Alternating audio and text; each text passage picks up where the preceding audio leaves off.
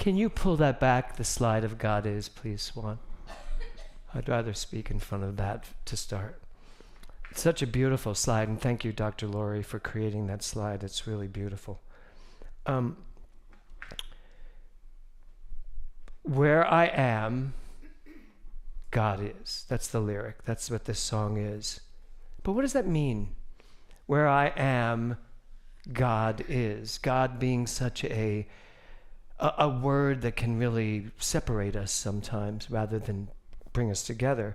But as I said earlier, we believe God is greatness on demand. We believe that God is an energy. It's a life force. It's a light in the world. It's love. It's something bigger than me, and yet something that is me, because I am bigger than I know myself to be most of the time. So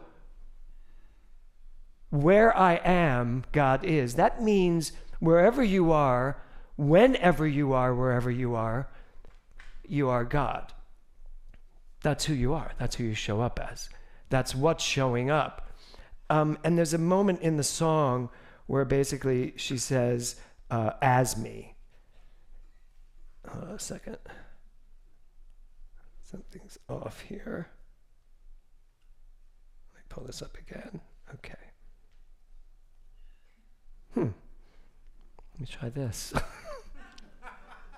Oh. Well, it gave me more. As me. So I have a question today for all of us, which is, am I living my life as God? And God as me? Am I showing up as the highest part of myself at all times? When we did the exercise just now, Eric talked about recognizing in himself the idea of struggle being God, pain being God, a whole bunch of ideas of God. Kevin, could you give me my phone? Because thank you. I'm going to pull this up on my phone instead of the iPad because it's not giving me my notes. I don't usually do this. I don't usually have so much to read, but I did today for a reason. Here it is. Okay. So, the lyrics, where I doubt. When you doubt in life, what happens to you emotionally? When you're in a doubtful state, what are you feeling like when you're doubting? Mostly when we doubt something, or when we're uncertain, when we're emotional, we tend to think less of ourselves. We tend to think, that's not who I am really. I'm not a doubting person. And yet, we live in a world, an expansive world, a quantum field that is constantly expanding and growing. That could also be doubting. A quantum field that is constantly asking, what more is there? So I don't think doubting is all that bad. I don't think questioning is all that bad. I don't think, one of the lyrics, where I cry. I can tell you, growing up in Philadelphia, being raised by a cop, and all my brothers, four brothers eventually, all football players, and me as a ballerina, I was taught that I should not cry. Men should not cry. Men should hold it in. Men should be strong. That's insulting to women. What should women be? Weak and cry? Kind of that's what we were brought up to believe. The women are going to cry and be weak and fall apart when something happens. But not men. We're going to be strong. And yet, what Mindy just sang, when I cry, God is. God is also the tears. Where I question, and I love this one, where I fall.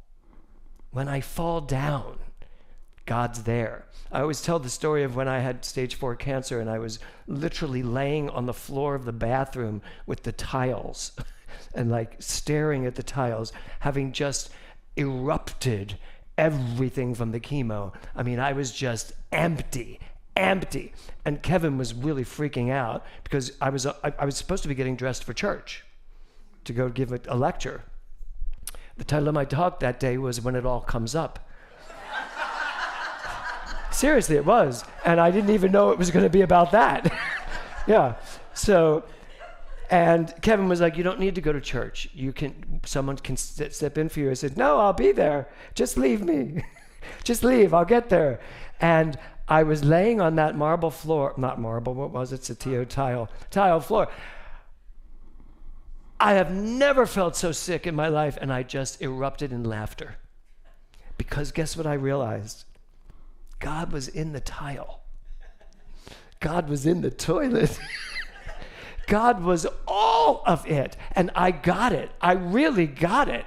And when I got to church that day, I probably gave one of the most inspiring talks I'd ever given. I weighed 130 pounds. Just by reference, this is 160. Can you imagine me with 30 pounds less? I was shopping at the Gap boys store to be able to put jeans on. I don't do that anymore. So God is all of it, all of it. And then the song switches in words, and it's interesting. Where I speak, she sings, truth is. Where I speak, truth is. So a question I have for you all is, what is truth? You know, we are part of the Global Truth Center. What does that mean? Do I have a truth that the world doesn't have yet? Do I have a special truth? No. There is this truth at the center of everything. And that truth is really easy. It's this: love only. Love is the truth. That is the global truth of everything. That love is at the center of everything. So where I speak. So my question to you also today is, when you're speaking, how much love is coming out of your mouth? And how often are you speaking where love is not coming out of your mouth? Judgment's coming out of your mouth. Pain is coming out of your mouth. Unhappiness. I'll go back to judgment, judging. We're in such a judgment-filled world right now. Everyone is judging everybody because no one's doing it the way you maybe want it to be done. So where I speak, truth is, am I speaking from love? Where I work, I love this line, where I work, love is my career. How many of you have jobs that you don't necessarily love? Or that you perhaps don't take from that place of love, but it's something you have to do? So these are all really important questions. And I love this, where I play. When was the last time you just played? We have kids downstairs right now, your children, or not your children, your children. Is your son downstairs? No, your children are downstairs. Tiffany's is downstairs. They're probably playing. They're probably not really thinking about much other than whatever they're going to come up here and show us. When was the last time you did that? And I love this, where I play. And then this one, where I stand. And I don't just mean the physical place you stand, but I mean this. Where do you choose to take a stand? And not only that, in today's political climate, but where do you choose to take a stand, and how do you take that stand? Because right now, there are people taking stands that are important stands to be taking, but what's coming from it is not love, it's hate. And that's not good. That is not who we are. That is not healthy, and it is not going to get anything resolved. So this song, God is in the center of all of it. Everything that's happening in the world right now, God is in the center of it all.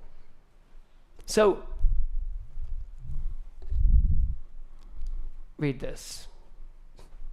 Everything you do, every word that comes out of your mouth, every action you take, every thought you think, every reaction you inhabit, every person you encounter is God. All of it. Now just look at those things and just ask yourself, is there any of them that maybe you're questioning? Like every reaction you inhabit, how are you reacting to this world that we're living in? How are you reacting to the other side of the aisle? How are you reacting to certain stands that people are taking? It's important. It's important for you to understand that everything coming out of your mouth is God. Because you know what? God can really be mean. Really. They say there's a vengeful God. There is. There are vengeful people. They say there is a God that loves other people more than others. There is, because there are some people who love other people more than others. So everything that we were brought up, for me anyway, in the Catholic Church, that talks about a vengeful God, a loving God, a God that's going to call you on it, God that's going to send you to hell or to heaven, all of that actually exists because people are that way. And that's where God shows up. So the question is, which God are you going to be? Which God are you going to decide to be? I mean, I love this song. You know, this song, God is here, God is at the top of everything. Fills me with everything. But what about when it's not so good? What about when it's not so pleasant? That's God too. Which level are you playing at? Which level are you willing to live at? So, blessing, here's what blessing means. A beneficial thing for which one is grateful. Something that brings well-being. Are you that person? Are you a blessing? Are you someone who brings well-being into the world? And nothing else? And nothing else? Just well-being? That's what you're about? Because that's what a blessing is. And if you think you're a blessing to the world, then you got to be one. You got to be somebody who actually brings well-being into the world. So the title of my talk today is What Is? What is? If God is, what is? And last night in Palm Springs, which is when I gave this talk first, but it's a very different talk today. But one of the things last night was, the question is, what is your life like right now? What actually is in your life right now? Because whatever that is, that's God. That's your experience of God right now. So what is? I think in my life right now, I am in an extraordinary shift in my life. There's a lot of things shifting and changing. Lots. And if that's what is, the question becomes, what am I doing with it? Am I letting it direct me, or am I directing it? Am I coming from that place of I'm the blessing? I will create the well-being in my life. So I see everything that's going on. I see what is. What am I going to do with what is? So I want to ask you some questions. What is your life like right now? I don't need you to answer me. You don't just scream it out. But what is your life like right now? Are you happy? Are you sad? Are you content? Do you want more? What are your fears? What are you afraid of right now? What fears are filling your mind, filling your consciousness? What are you worried about? What are your worries? There are people in this country right now worried that as of tomorrow morning, they will not have food. And I'm not saying you should compare yourself to them and go, well, I've got it easy. Because your worries are also important. But theirs are too. So if I'm going to be a blessing and I'm going to be about the well-being, I'm then going to know how to take a stand to make sure that I'm part of feeding those people. So what are your worries? What are your triumphs? I'm sure your book was a triumph, is a triumph. What are your triumphs? What are your successes? What are your passions? What are you passionate about? And if you're sitting here today saying to yourself, you know, I'm not really passionate about anything, then you know what? You need to figure that out. Because we are passionate beings. We are not meant to complacently live a life from beginning to end and nothing happens, except stuff that we wish didn't. We are here to do great things in your own way. In your own unique way. So what are your passions? And here's the big one. What are you excited about? So when I look at what is, it's like, what am I excited about? What am I really excited about? And I could give you a list of things I'm really excited about. But then the question becomes, am I going to do them? Am I going to put behind them what's necessary to move from the excitement to the realization of it? Because I can be excited till the cows come home. But the cows won't come home unless I bring them home. So, what are you excited about? So, my talk is called What Is? What are you bringing? Where are you bringing well-being into the world, into your world? Blessings are to be given as well as to be received. So if I were to do a second exercise, which I won't, I would ask, what do you want to give to the world? And you would say it. Love. What else? My mind. What else? My kindness. What else? Compassion, joy. Inspiration to the world. Yes. What do you want to give? So you'd go the opposite direction too. We keep thinking of blessings as things that are going to bless us, that we're going to get. But it's a two-way street. And it's such a two-way street that very often you're only going to get the blessings that you're willing to give. I mean, that's the way it works. So, I have a couple Bible quotes. I'm not known for these, but I have a couple Bible quotes for you today. The first one is Acts. It is more blessed to give than to receive. Is it? I mean, really, is it? No, it is not. It is not more blessed to give than to receive. That's not how it works. And we were brought up with that. I was brought up with that in my church. It is more blessed to give than receive. In fact, it's better to be quiet than to be heard. All of those things that we hear, I think we still hold on to. I want to get. What about giving? And what about this idea of I receive in equal proportion to how much I give? What happened to that? What happened to the quantum understanding, a scientific understanding, that as I give, so I receive, and as I receive, so I give, and when I stop giving, I stop receiving. And if I stop receiving, I better look at what I'm giving, because that's how it's going. So, Acts, whoever wrote that, it is not more blessed to give than to receive. It's more blessed to realize how it works. Which takes me to my second quote. This one I like. James. Of course, it's from James. So, this is, every good and perfect gift is from above, coming down from the Father of the heavenly lights, who does not change like shifting shadows. I will now quantumize this for you, because obviously I don't teach about the Father in heaven that gives you gifts. However, look at this scientifically. Every good and perfect gift is from above.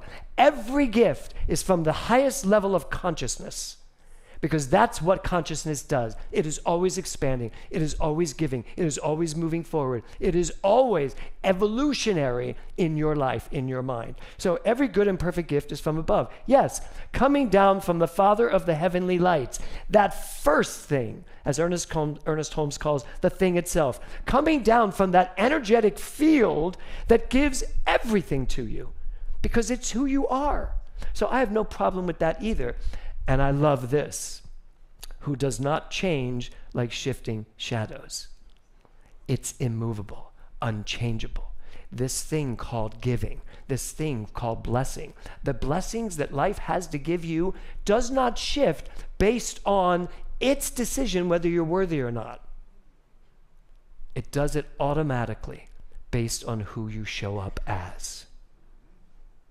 So I love this quote. I totally get this quote. I totally understand how it works.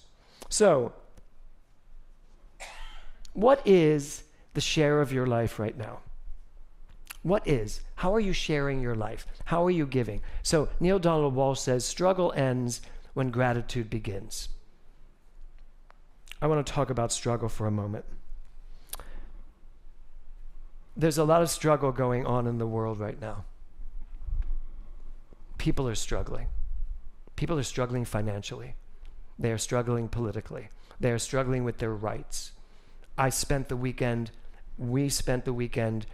in Palm Springs with Global Truth Center as one of the presenters of the Human Rights Campaign in Palm Springs, which is one of the biggest human rights in the country. So we got to be a part of the presenting there, and we got to listen to people speak about human rights and what was necessary for us to do and what was necessary for us to stand up. And they did talk about the struggle people were going through. And it was very interesting that as all of this was going on this weekend, the Supreme Court was sitting in a closed room talking about whether they were going to take my right to be married to a same-sex couple away.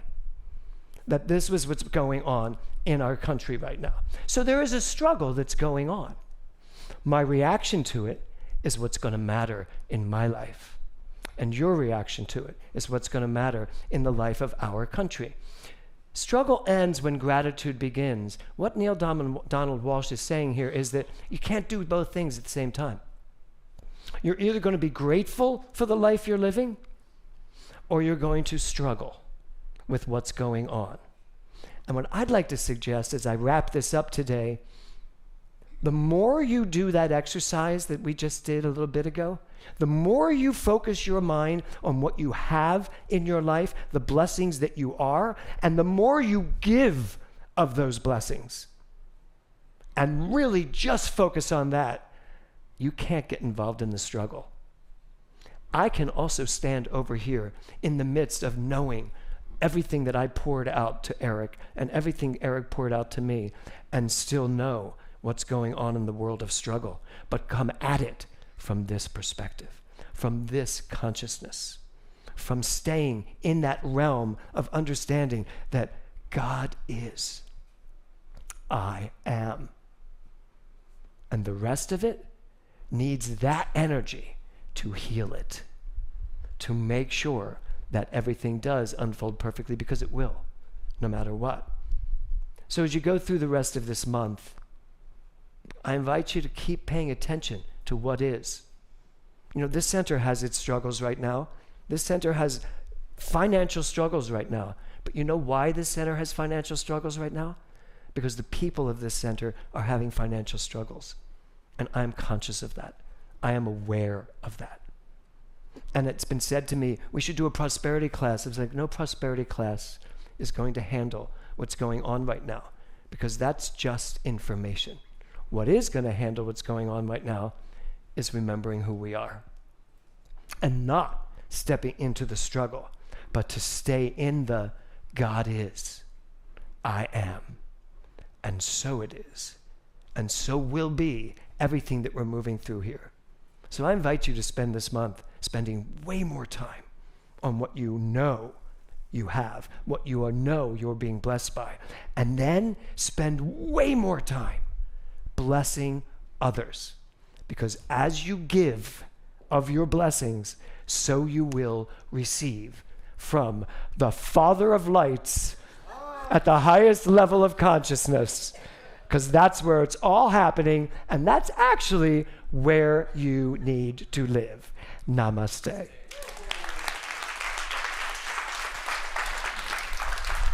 Thank you. Thank you, thank you, thank you, thank you.